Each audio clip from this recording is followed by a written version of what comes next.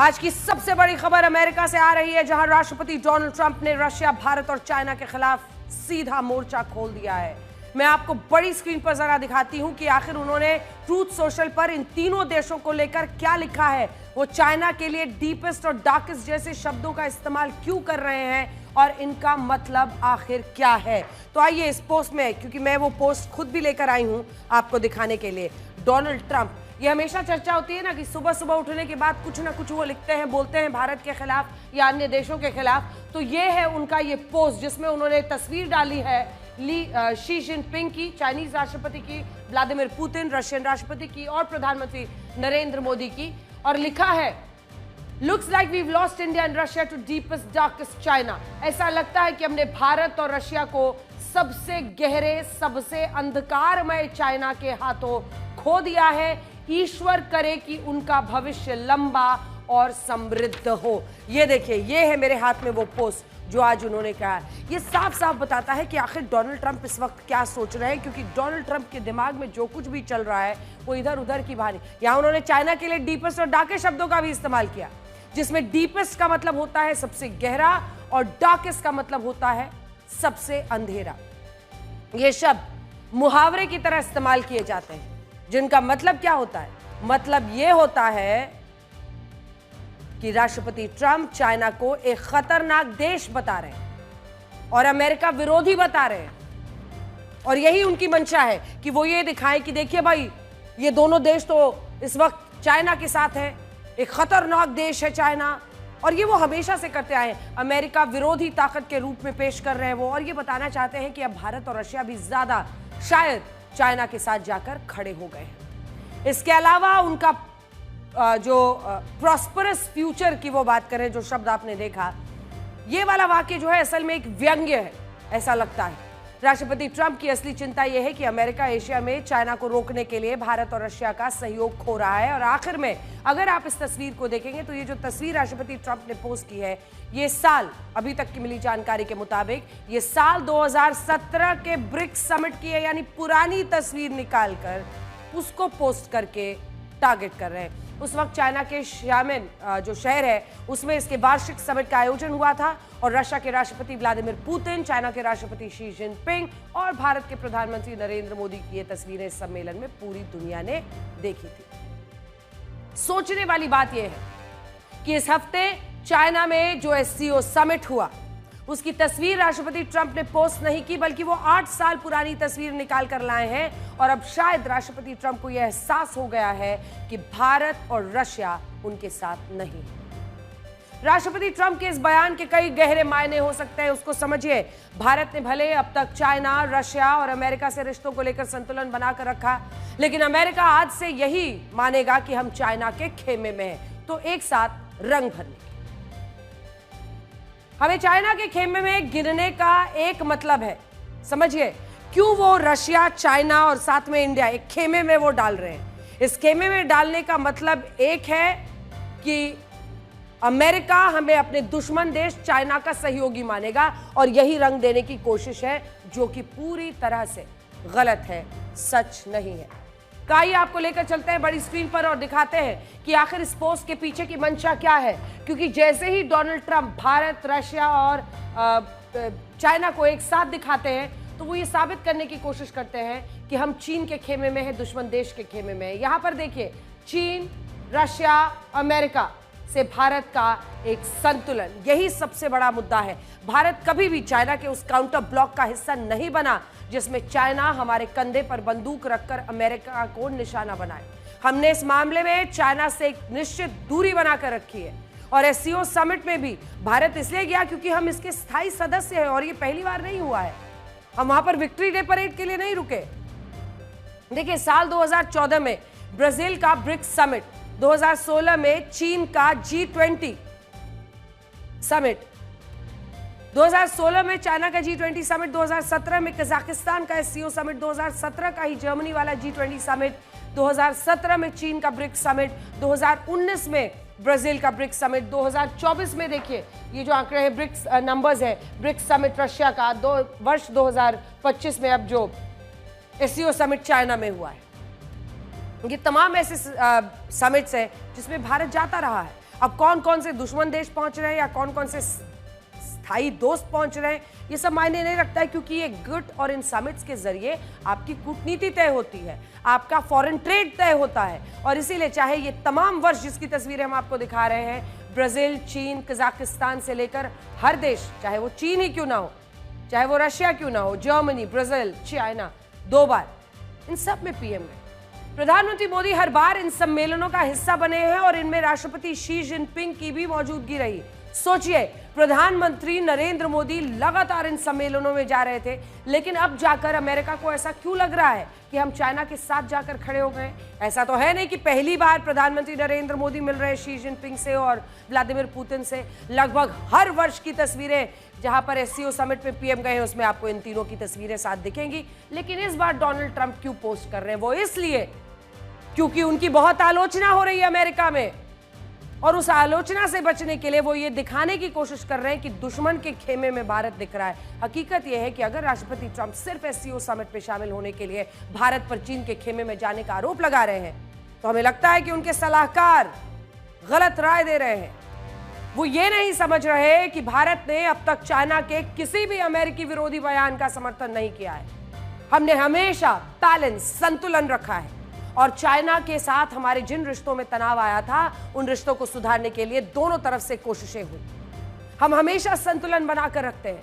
भारत ने हमेशा ये कोशिश की है कि हम वर्ल्ड पार में एक बैलेंस बनाकर चलें और ये देखें कि देश हित में क्या है। रिश्तों को सुधारने के लिए दोनों तरफ से कोशिश हुई है और भारत को ये पूरा हक है कि वो अपनी नीति के हिसाब से हर देश के साथ एक बैलेंस बनाए, रिश्तों में संतुलन बनाए। लेकिन राष्ट्रपति ट्रंप ने शायद ये मान लिया है कि भारत चाइना के साथ जाकर खड़ा हो गया है, और अगर नहीं भी माना है तो अपने आप को सही साबित करने के लिए, भारत के खिलाफ लगातार लिखने के लिए, भारत पर बार बार टैरिफ बढ़ाने के लिए वो इसे एक बहाना की तरह जरूर इस्तेमाल कर रहे हैं। अगर आप इस नक्शे को देखेंगे जो आपके स्क्रीन पर आने वाला है यहां, तो देखिए, अमेरिका, रशिया, चाइना और भारत दुनिया की 4 सबसे बड़ी शक्तियां हैं जो इस वक्त आप अपने टेलीविजन स्क्रीन पर देख रहे हैं। अमेरिका, रशिया, भारत और चाइना। ऐसा क्यों है? इनमें अमेरिका दुनिया की सबसे बड़ी अर्थव्यवस्था है। वहीं पर अगर आप रशिया को देखेंगे तो रशिया दुनिया की सबसे बड़ी परमाणु शक्ति है। अगर आप चाइना को देखेंगे तो दुनिया का सबसे बड़ा मैन्युफैक्चरिंग हब है। और अगर आप भारत को देखेंगे तो दुनिया की 4थी सबसे बड़ी अर्थव्यवस्था भारत है और दुनिया की सबसे बड़ी आबादी भी भारत है।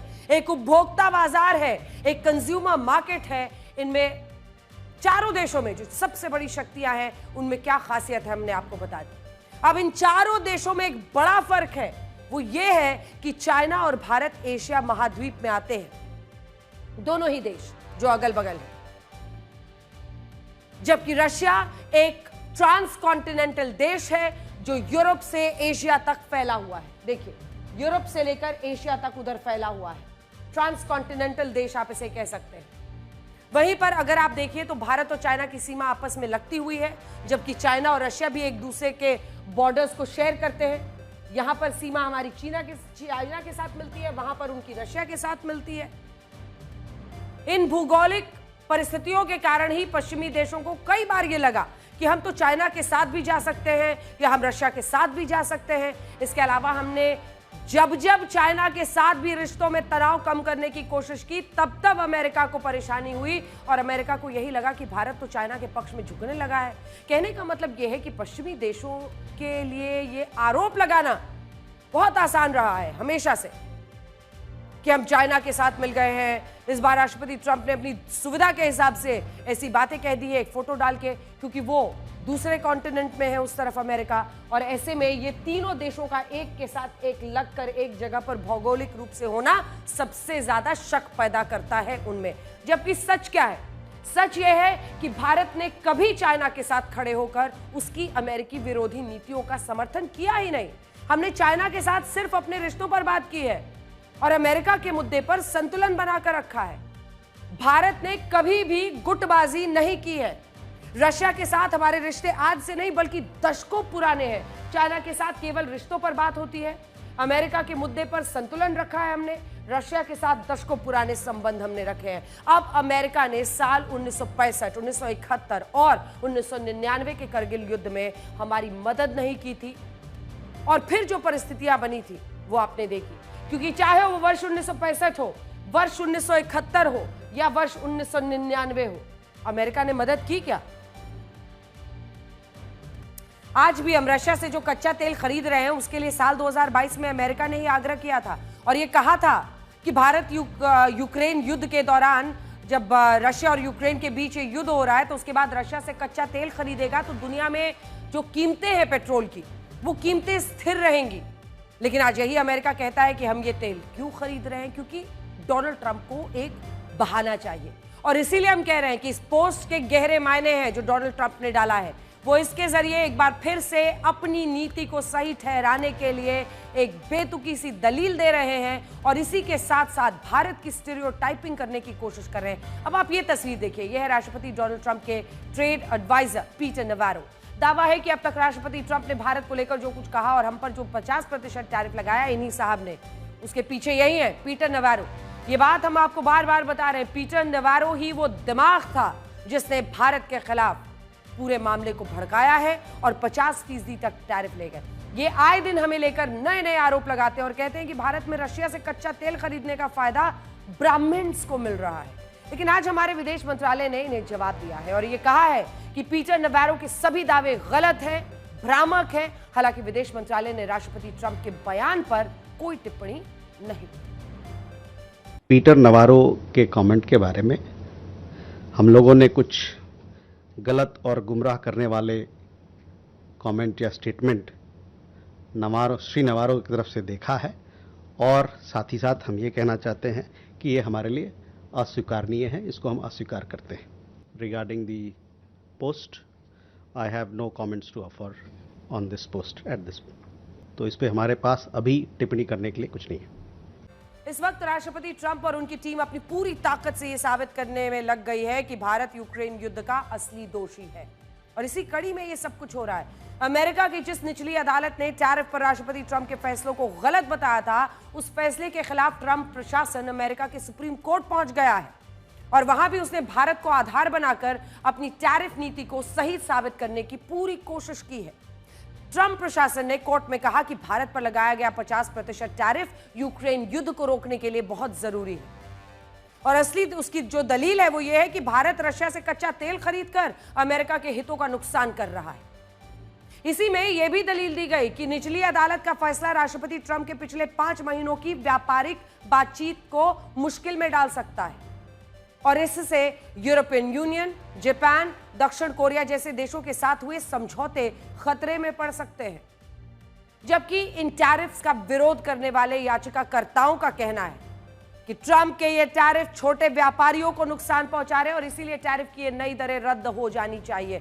अमेरिका का मीडिया कह रहा है कि अगर निचली अदालत की तरह वहां के सुप्रीम कोर्ट ने भी टैरिफ की नई दरों को गलत माना तो राष्ट्रपति ट्रंप कुछ नहीं कर पाएंगे और ऐसी स्थिति में सर्वोच्च अदालत का फैसला ही मान्य होगा और अमेरिका की ओर से सभी देशों पर लगाए गए टैरिफ रद्द हो जाएंगे। जबकि राष्ट्रपति ट्रंप कह रहे हैं कि ऐसा हुआ तो अमेरिका बर्बाद हो जाएगा और वो भारत को बार बार यूक्रेन युद्ध के लिए जिम्मेदार ठहरा रहे हैं।